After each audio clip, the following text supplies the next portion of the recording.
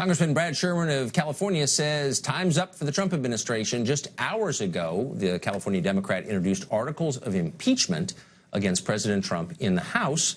Congressman Sherman said he introduced the articles in response to the recent news about Donald Trump Jr. and his meetings with that Russian lawyer. Impeachment, as you know, requires high crimes and misdemeanors to be proved. What are those? Congressman Sherman joins us tonight in the studio to explain.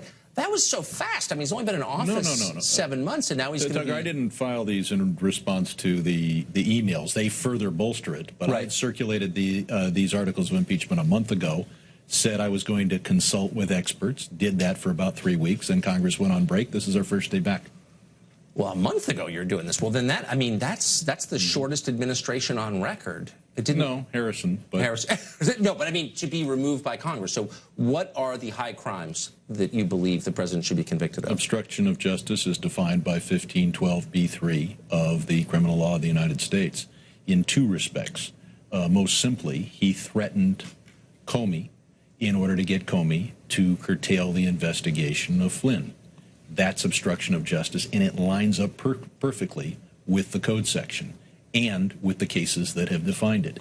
Secondly, he fired Comey and then said that his reason, or that the effect, was to curtail or thwart the investigation into the general Russia matter. And of course, in the last couple of days, we've learned how important that Russia matter was. I guess you just undercut your own argument, though, didn't you? Because in order to obstruct justice, you have to obstruct justice. And in fact, the investigation continued unabated. Ineffective obstruction of justice is a crime. If you threaten an FBI officer and say, you better not go forward or I'm going to do this or that, and the FBI officer just laughs it off, that's still obstruction of justice. But that's not what happened. I mean, the president didn't say, end this investigation or I'll fire you. He said, you'd like to keep your job, and I'm telling you that I want you to drop this investigation. Put those two. Where did he say? I mean, I followed this kind of closely. I don't remember him tying his request to drop the investigation to Comey keeping his job. People aren't stupid. Well, I don't know. I mean, if this is the basis of an impeachment trial, do you have the missing link between those two things that we haven't seen?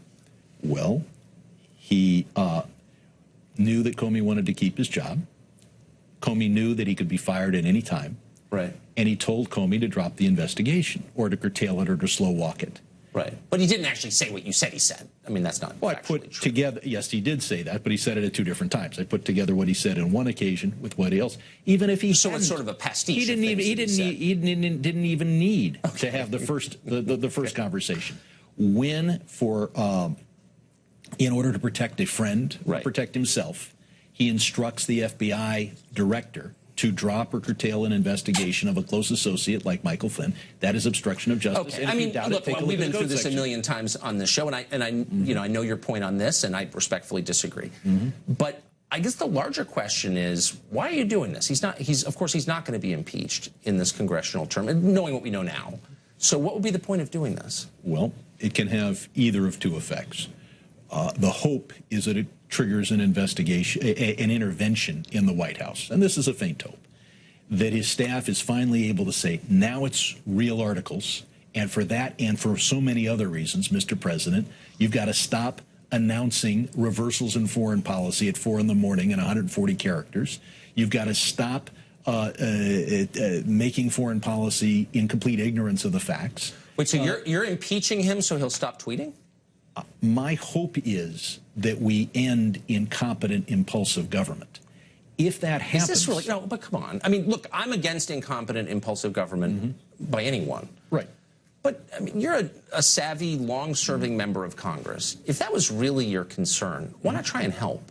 If you impeach him, or try to impeach him, it's just going to go up the gears more. Less will get done. Fewer clear-minded decisions will be made. You know that that's true. So if your real concern is good government, this is kind of the opposite of what you'd be doing. What's needed, and look, this is unlikely to happen, but again and again, people close to Trump have tried to sit him down and tried to get him to be competent. If he's competent, then the fact that he obstructed justice will be ignored by the Republican majority, and he will not be impeached. But that's a little... I mean, you really think Trump's going to say, you know, Reince Priebus has come in and asked me not to tweet, my daughter, my son-in-law, but whoa, Brad Sherman of Los Angeles is against it, no. so I'm stopping. No. This is one more element, and he's not going to do it for me or because I suggest it. They need to convince him that his presidency is at risk. And I think that if he continues this style of government for 6 months, 8 months more, it will be at risk. But, I mean, that's not the only thing at risk. I mean, the Democratic Party has lost everything. Its losses are historic in their scale.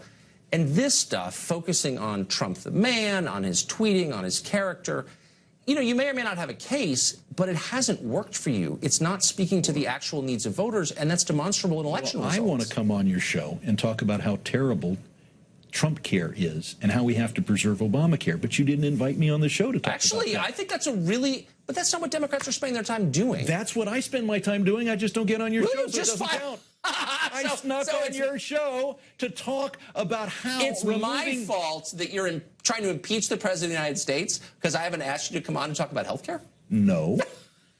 But if the argument is that this is distracting from the Democratic message, I'd say no, because the Democratic message doesn't get across. I would say the argument is there is no Democratic message of any kind other than Trump is bad. And that is that we need to repair Obamacare, not repeal and replace it. That is our message on health care. That is your message. All right.